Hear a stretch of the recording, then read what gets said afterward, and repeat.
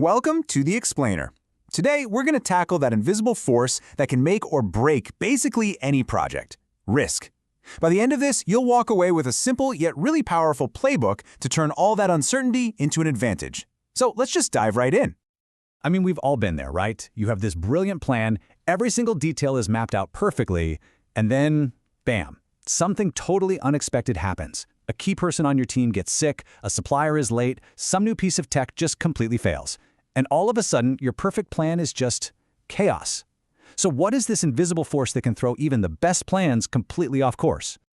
Well, in project management, we call that force risk. And the official definition is any uncertain event that could impact your goals. But you got to notice that crucial detail in there: positive or negative. We are so conditioned to think of risk as just a threat, but this framework shows us that uncertainty can also, surprisingly, open the door to brand new opportunities. So here's our game plan for today. First, we're going to reframe uncertainty from something you should fear into something you can manage. Then I'll walk you through a really simple 4-step process. From there, we'll dive into the practical strategies for handling both the negative threats and those positive opportunities, before finally looking at how to stay in control when plans, inevitably change. Okay, so let's start with a really fundamental question. Why not just solve problems as they pop up? Why spend all this time and energy planning for stuff that might not even happen in the first place? Well, the answer is all about shifting your mindset from being reactive to being proactive. See, you can spend all your energy constantly putting out fires, always being caught off guard. Or you can anticipate what's coming down the road, reducing surprises and taking control. This proactive approach makes it so much more likely you'll get where you're going on time and on budget.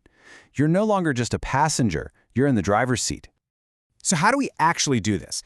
Let's get to our playbook. It's a straightforward but incredibly effective 4-step framework for dealing with the unknown.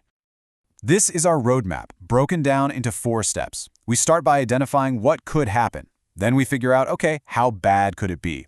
Next, we develop a response. What are we going to do about it? And finally, we control that response to make sure our plan is actually working. It's simple, it's logical, and it is so powerful. Step 1 is all about identification. Think of this as a pure, no-holds-barred brainstorming phase.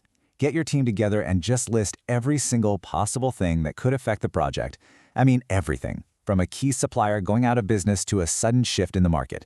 The key here is quantity over quality. Don't judge, don't analyze, just get it all down on a list. Okay, so now you have this gigantic list of potential risks.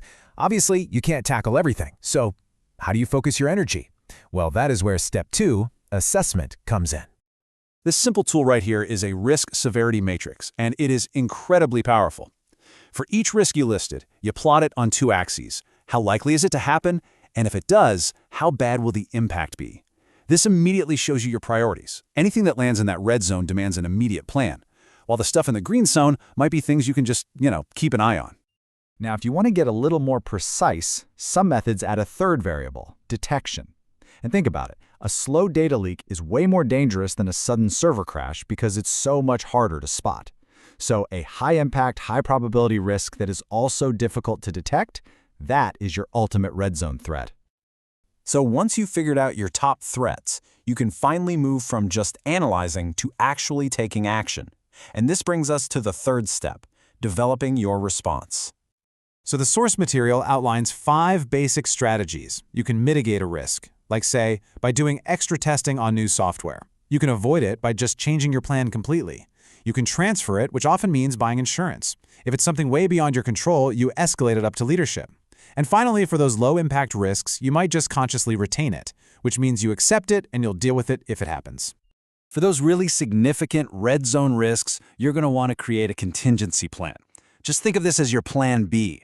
It's not part of your main project plan. It's a specific set of actions you'll take only if that risk actually becomes a reality.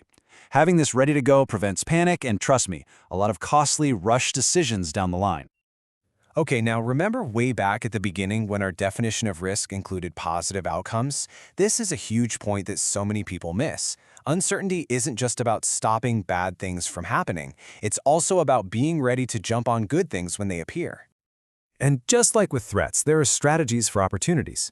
You can exploit it, meaning you actively work to make sure it happens, like putting your absolute best engineer on a promising new technology. You can share it with a partner, you can enhance its probability, or you can simply accept it, which means you're ready to act if the opportunity pops up, but you're not chasing it. So the final step in our playbook is control. And this is not a one-time event. This is an ongoing process.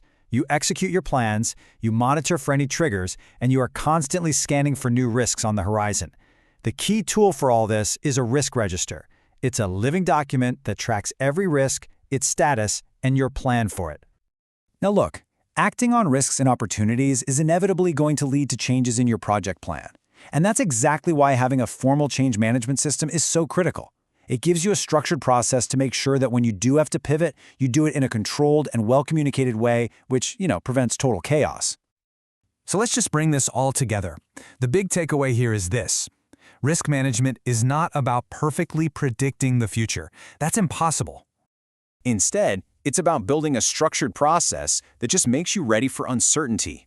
It's about having the foresight to think about potential futures, both the good and the bad, and having a plan ready so you can respond intelligently instead of just reacting emotionally.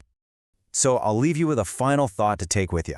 Think about a project you're working on right now. Could be at work, could be in your personal life. What is one potential risk you haven't really planned for? Now that you've got the playbook, what's your response going to be?